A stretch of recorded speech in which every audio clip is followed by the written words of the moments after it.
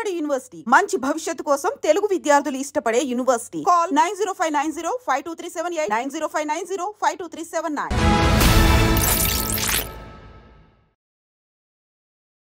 అందరికీ నమస్కారం. నేను Swaroopa Kotlapalli. Welcome to trending topic. 41 దేశాలతో ట్రావెల్ బ్యాన్ కు అమెరికా ప్రతిపాదనలను సిద్ధం చేసింది. ఒక్కసారి అమెరికా వదిలి మీ దేశాలకు వెళ్లే వాళ్ళు, ముఖ్యంగా H1B వీసాదారులు, అలాగే F1 వీసా రెన్యువల్ కోసం వెళ్లే వాళ్ళు 1కి 10 సార్లు ఆలోచించుకోండి అని అమెరికా ఇమ్మిగ్రేషన్ అడ్వైజరీ చెబుతోంది. అసలు ఎందుకు అమెరికా ఇలాంటి నిర్ణయాలు తీసుకుంటోంది? అమెరికాతో ప్రపంచ దేశాల సంబంధాలు ఇక మీదట ఎలా ఉండబోతున్నాయి? ప్రస్తుతం నాతో పాటు global Telangana association founder and chairman Vishweshwar Reddy గారు ఉన్నారు. ఆయనతో మాట్లాడి అనేక విషయాలు తెలుసుకుందాం. సార్ నమస్తే. నమస్కారం. ట్రావెల్ బ్యాన్ అనేది ఇప్పుడు పెద్ద న్యూస్ గా మారిపోయింది సార్. ఎందుకు ట్రంప్ ఈ నిర్ణయం తీసుకున్నారు? ఆ లిస్ట్ లో ఉన్న దేశాలు ఏంటి? టిపికల్గా ఏంటంటే ఎనీ కంట్రీ ఫోక్స్ మన ఫారెన్ కంట్రీలో ఇమిగ్రేషన్లో వెళ్ళొచ్చు. ఎంప్లాయ్మెంట్ కానీ, ఎడ్యుకేషన్ కానీ, బిజినెస్ ఉపయోగించవచ్చు. వెళ్ళిన వాళ్ళు ఆ country law of the land abide అయి ఉండాలి. ఒకవేళ in case they cannot follow the rules, then country has every right to deport them. Plus if they see this continuously happening, ఒక కంట్రీ నుంచి వచ్చే జనాలు ఎవ్రీ టైం ఈ country ఇంట్రెస్ట్లో కాకుండా ఫారెన్ పాలసీలో కానివ్వండి, ఆ కంట్రీలో కూడా ఈ అమెరికా కంట్రీ మీద హేట్రేడ్ క్రియేషన్ అయ్యి అటువంటి ఉన్న కంట్రీస్ ఏదైనా ఉంటే మేబీ టెర్రరిజం రిలేటెడ్ ఉన్నా కూడా, అంటే ఆ కంట్రీలో ఉన్న టెర్రరిజం ఇన్ఫ్లుయెన్షియల్ పాపులేషన్ ఏదైనా ఉంటే కూడా ఆ కంట్రీని అమెరికా ఏం చేస్తుంది, బ్యాన్ చేస్తుంది. హిస్టారికల్గా ట్రంప్ ప్రీవియస్ అడ్మినిస్ట్రేషన్లో, అంటే మొన్న డెమోక్రటిక్ పార్టీ కాకుండా ముందు రిపబ్లికన్ పార్టీ ట్రంప్ ప్రెసిడెంట్గా ఉన్నప్పుడు 7 దేశాలపైన బ్యాన్ చేశారు. చేసినప్పుడు రిపబ్లికన్ ఐడియాలజీ, రిపబ్లికన్ పార్టీలో ఉన్న వాళ్ళు ఏంటంటే కోర్టుకు వెళ్ళారు.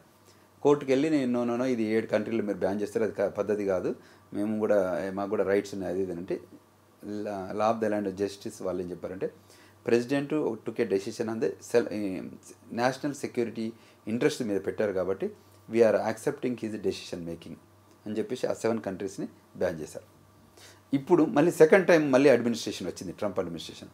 ఇప్పుడు మళ్ళీ they are very serious about sealing the boundaries, sealing the borders, because they don't want to see the illegal people to immigrant in to the country. దానికోసం వాళ్ళు సీల్ చేస్తున్నారు land borders, especially land borders. తర్వాత air borders నుంచి వచ్చేటప్పుడు కూడా clear ఏంటంటే వాళ్ళని CBP officers screen చేసిన తర్వాతనే లోపలికి రానిస్తారు, వయలేషన్ చేస్తే డిపోర్ట్ చేస్తారు. సో అందులో భాగంగానే ముందే అసలు ఈవెన్ మీరు కంట్రీ లోపలికి ఎంటర్ కాకుండా వాళ్ళ మీద డైరెక్ట్ బ్యాన్ చేశారు. సో 11 కంట్రీస్కి ప్రాబబుల్ లిస్ట్, 11 కంట్రీస్కి ఏం చేశారంటే వాళ్ళు రెడ్ జోన్లో పెట్టారు. సో వాళ్ళది ఆ కంట్రీ సిటిజన్స్, ఆ country passport holders, they cannot come in to the country. తర్వాత సెకండ్ది ఆరెంజ్ వాళ్ళకి లిమిటెడ్ రిస్ట్రిక్షన్ అంటే వాళ్ళకి లిమిటెడ్ యాక్సెస్, రిస్ట్రిక్టెడ్ యాక్సెస్ అంటారు. అదొక 10 కంట్రీల పైన పెట్టారు. ఈ countries it may shuffle and or may move in and out of that పూల్లోకి వెళ్ళి బయటకు రావచ్చు. తర్వాత ఎల్లో కంట్రీస్ కూడా ఒక 21 కంట్రీస్ ఉన్నాయి. ఆ కంట్రీస్ కూడా వాళ్ళకి కూడా 60 డే నోటీస్తోని వాళ్ళకి ఇన్ఫర్మేషన్ ఇచ్చే రూపకంగా అదో పెట్టారు. ఇది రియాలిటీ కాలేదు, but it's a probable list. When it is become reality then అంటే రూల్ ప్రకారం కరెక్ట్ కంట్రీస్ని లిస్ట్ చేస్తుంది యుఎస్సిఎస్ కానీ, మన డిపార్ట్మెంట్ ఆఫ్ స్టేట్ కానీ. తర్వాత సిబిపి ఆఫీస్లో కూడా వాళ్ళు కమ్యూనికేట్ చేస్తారు. అన్ని సిబిపి ఆఫీస్ కమ్యూనికేట్ చేసి ఈ కంట్రీ వాళ్ళు ఒకవేళ అసలు ముందు ఎయిర్లైనే వెల్కమ్ చెప్పదు, టికెటే బుకింగ్ ఉండదు వాళ్ళకి, ఎందుకంటే బ్యాన్ చేశాక బ్యాన్ ఈజ్ బ్యాన్ ఫర్ అది. So they cannot given get in to the flight. So అటువంటి సిచ్యువేషన్లో ఇంకా లోపలికి ఇన్వెస్టిగేషన్ చేయాల్సిన అవసరం ఉంటుంది. కానీ ఏదైనా ఇష్యూస్ ఉన్నప్పుడు కానీ, ఏదైనా కన్సర్న్స్ ఉన్నప్పుడు కానీ కంట్రీ బయటకు పోతే మళ్ళీ రావడానికి అయితే ఆస్కారం లేదు ఈ పర్టికులర్ బ్యాండ్ కంట్రీస్లో.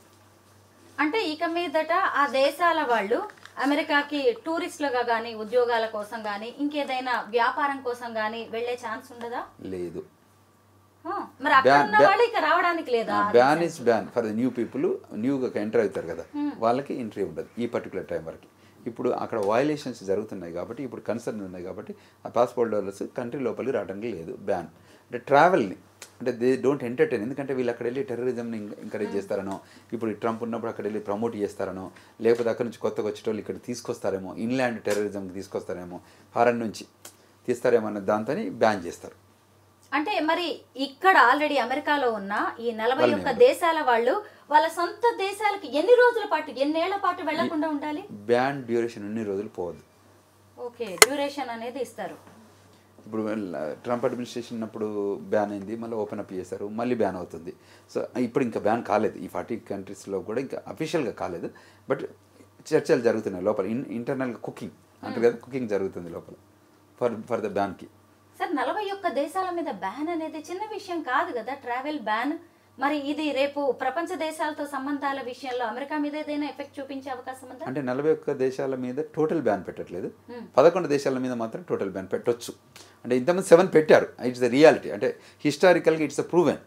7 అప్పుడు ఉంది, ఇంకా కొన్ని కంట్రీస్ని యాడ్ చేస్తున్నారు ఇప్పుడు. సో అది ఫుల్ నెంబర్స్ చేంజెస్ అయితే 11, 9, 10 అనేది వస్తుంది.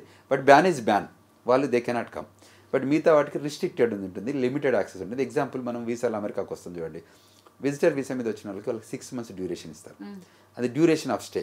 వాళ్ళ పాస్పోర్ట్లో 10 ఏళ్ల వీసా ఉన్నా కూడా వాళ్ళ కంట్రీలో ఉండేది ఓన్లీ 6 monthsకి ఎలిజిబిలిటీ ఇస్తారు. వాళ్ళ I-94 status only for 6 months. అట్లే ఏ వీసాకి వచ్చి లోపలికి ఎంటర్ అయినా కూడా వాళ్ళ టైం లిమిట్ ఉంటుంది, డ్యూరేషన్ ఉంటుంది. Types of visas, immigrant, non immigrant వీసాల ఏంటి పర్పస్ ఏంటి, డ్యూరేషన్ ఏంటి, ఇవన్నీ ఇట్స్ అన్ ఇమ్మిగ్రెంట్ కంట్రీ కాబట్టి ఈ రూల్స్ ఫ్రేమ్ అయిన రూల్స్లో ఆ ఫ్రేమ్వర్క్లోనే మనం ఉండాలి. అక్కడ ఏదైనా గ్యాప్ వస్తే వాళ్ళని డిపోర్ట్ చేయడం జరుగుతుంది. 11 దేశాలు అన్నారు కదా, ఆ దేశాల పేర్లు మనం మాట్లాడుకోవచ్చా? చెప్పుకోవచ్చు కానీ బట్ అది ఇంకా ఫైనల్ లిస్ట్ రాలేదు. అంటే అమెరికా ఎలా ఉంటుందంటే USCIS.gov అని ఉంటుందండి, అది వెబ్సైట్.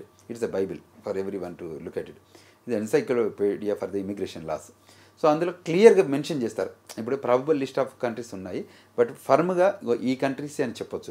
అప్పుడు 7 కంట్రీస్ పెట్టిన కంట్రీస్ లిస్ట్ ఉంది. తర్వాత ఇప్పుడు రేపు పెట్టబోయే లిస్ట్ అంటే ప్రపోజల్గా తిరుగుతున్నాయి. If you want I can read those countries names.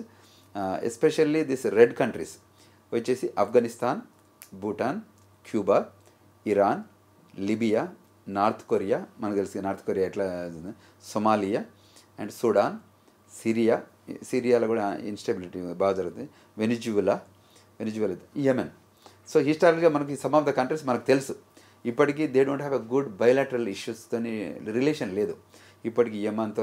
అది మీకు ఇప్పుడు ఇవాళ నిన్న కూడా జరుగుతున్నాయి, దాడులు జరుగుతున్నాయి ఆల్రెడీ. సో ఇటువంటి సిచ్యువేషన్లో ఈ కంట్రీస్ వాళ్ళు సిటిజన్స్కి రావద్దు అనేది, ప్లస్ అక్కడ ఇన్స్టెబిలిటీ ఉంది అక్కడంతా కంట్రీలో. మీకు ఆఫ్ఘనిస్తాన్లో లాస్ట్ టైం జరిగింది కదా. సో అందువల్ల ఈ కంట్రీస్ మీద ట్రావెల్ బ్యాన్ పెట్టడానికి ఆస్కారం ఉంది ఈ 11 కంట్రీస్ మీద. తర్వాత ఆరెంజ్ అని అంటారు, వీసాలు sharply restricted that is Belarus, Eritrea, Haiti, Laos, Myanmar, Pakistan, Russia, Sierra Leone, South Sudan, Turkmenistan. This is orange county probable list. దాని తర్వాత yellow country probable list. It is probable list. 60 days to address concerns దీని మీద ఉంటుంది. Angola, Antigua and Barbuda, Benin, Burkina Faso, Cambodia, Cameroon, Cape Verde, Chad, Republic of Congo, Democratic Republic of Congo, Dominica, Equatorial Guinea, Gambia, Liberia, Malawi, Mali, మారిషటానియా, Saint Kitts and Nevis, Saint Lucia, Sao Tome and Principe, Vanuatu, Zimbabwe. Okay, Vanuatu కూడా ఉంది ఇందులో. ఈ మధ్య మీకు తెలుసు కదా Vanuatu is happening, our guy is going there అనే దాని మీద ఇది పెడుతుంది. Vanuatu is directly they are selling the citizenships. అంటే ఆయా దేశాలతో ఉన్న ఇష్యూస్ను బట్టి, వాటి తీవ్రతను బట్టి ఆరెంజ్, రెడ్, ఎల్లోగా కేటగరైజ్ చేశారు. కరెక్ట్. అయితే ఇప్పుడు ఆ దేశ అధ్యక్షులు కావచ్చు, అక్కడి వాళ్ళు ఏమైనా అమెరికా అధ్యక్షుడు డొనాల్డ్ ట్రంప్తో మంతనాలు జరిపి, చర్చలు జరిపి రిలాక్సేషన్ తీసుకునే అవకాశం ఉందా? తప్పకుండా ఉంది. అందుకోసమే this are the probable list. Probability ఎందుకు వేస్తారంటే ఫీలర్స్ పంపడానికి.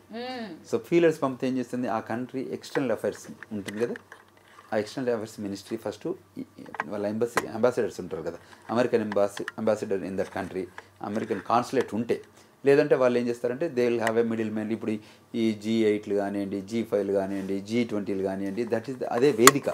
అక్కడే చర్చలు జరుపుకొని కన్విన్స్ చేసుకొని, లేదు మా కంట్రీ మేము వయలేట్ చేయట్లేదు అని చెప్పుకోవడానికి ఒక స్పేస్ ఉండాలి కదా. They cannot just make a call to American ప్రెసిడెంట్కి ఫోన్ చేసి మాట్లాడలేరు కదా. సో మధ్యలో మధ్యవర్తిత్వం చేస్తుంటారు, అందుకోసం బయలాటరల్ అంటారు కదా. చేసి కమ్యూనికేషన్ చేసి నో మేము మీకు లాయల్గానే ఉన్నాము, మీ కంట్రీ రూల్స్ని మేము అప్లై చేస్తామని అంటే దే మే రిమూవ్ ఇట్. మళ్ళీ అవసరం అనుకుంటే అక్కడ వయలేషన్ జరుగుతుందంటే they may add it. So ఈ మధ్య లలిత్ మోడీ అని మీకు IPL ఉన్నారు కదా ఆయన, సో ఆయన బయట తప్పించుకొని వెళ్ళి ఈ కంట్రీ సిటిజన్షిప్ ఇస్తే ఇప్పుడు they sell green cards, they sell citizenship. ఇప్పుడు అమెరికా గోల్డ్ వీసా అనేది సెల్లింగ్ ఏ గ్రీన్ కార్డ్, తెలుసు కదా, టిపికల్ అది. 5 million ప్రాబబుల్గా 5 million ఇస్తే మీకు గోల్డెన్ వీసా ఇస్తాం, గోల్డెన్ గ్రీన్ కార్డ్ ఇస్తాం. అదేవిధంగా కొన్ని కంట్రీస్ ఏం చేస్తాయంటే మీకు డైరెక్ట్ ఒక $250,000 $200,000 ఇన్వెస్ట్ చేస్తే వాళ్ళకి డైరెక్ట్ ఆ కంట్రీ సిటిజన్షిప్ ఇస్తారు. సో దాని మీద you can stay in that country and you can do businesses. ఇప్పుడు especially Vanuatu, so that country is giving $150,000కే డైరెక్ట్ సిటిజన్షిప్ ఇస్తుంది. It's island country. అంటే అమెరికా ఆయా దేశాలను భయపెట్టాలని చూస్తుందా, కొత్త బిజినెస్ కి తెరదీస్తోందంటారా? 100% అమెరికా ఆల్వేస్ ఫైటింగ్ జోన్లోనే ఉంటుంది. మోడ్ ఎప్పటికీ debate, discussion, conclusion, research analysis type ఎప్పుడు ఉంటుంది. American CIA central intelligence agency అనేది ఒక డిపార్ట్మెంట్ ఉంటుంది. అది వరల్డ్లో ప్రతి కంట్రీని ఎవ్రీ మినిట్ ఎక్కడేం జరుగుతుందో దానికి రిపోర్ట్ ఉంటుంది. ఆ ఇన్ఫర్మేషన్ ఎవ్రీ డే ప్రెసిడెంట్కి కమ్యూనికేట్ అవుతుంటుంది. CIA విల్ మేనేజ్ హోల్ వరల్డ్లో ఎక్కడ చీమ చిట్టుకున్నా వీళ్ళకి తెలుస్తుంది CIAకి. ఇమీడియట్గా వాళ్ళు ప్రెసిడెంట్కి రిపోర్ట్ చేస్తారు. సో అంత మెకానిజం సెటప్ చేసి పెట్టుంటుంది. That is the power of CIA. అంటే ప్రపంచ దేశాలతో అమెరికా మైండ్ గేమ్ ఆడుతూ ఉంటుంది. మీరు ఏ లాంగ్వేజ్ మాట్లాడినా ఆడేది గేమే. అర్థమవుతుంది సార్, నిజంగా ఇలాంటి ఫీలర్స్ ఇచ్చి ఏం సాధించాలనుకుంటుంది ఆ దేశాలతో అనేది మనం ఇలా మాట్లాడుతుంటేనే అర్థమైపోతుంది కదా. అమెరికా మైండ్ గేమ్ ఏంటి, ఫ్యూచర్ ప్లాన్ ఏంటి, అమెరికా ఫస్ట్ అనే నినాదంతో ఏం చేయాలనుకుంటోంది. అయితే మన దేశం కూడా ఇతర దేశాలతో ముప్పు ఉంది అన్నప్పుడు మనం ఇలాంటి బ్యాన్స్ విధిస్తూనే ఉంటాం. అమెరికా ఇప్పుడు చేస్తున్నది అదే. కాకపోతే ట్రంప్ ఏ నిర్ణయం తీసుకుంటున్నా అది ఎప్పుడు న్యూస్ అవుతూ ఉంటుంది కాబట్టి మనలాంటి వాళ్ళం ఇలా మాట్లాడుకోవాల్సి వస్తుంది. దాని వెనక ఏముందో తెలుసుకోవాలనే ఒక ఉత్సాహం అయితే కామన్ మ్యాన్లో కూడా కనిపిస్తోంది sir. Thank you so much sir. Thank you. నమస్కారం.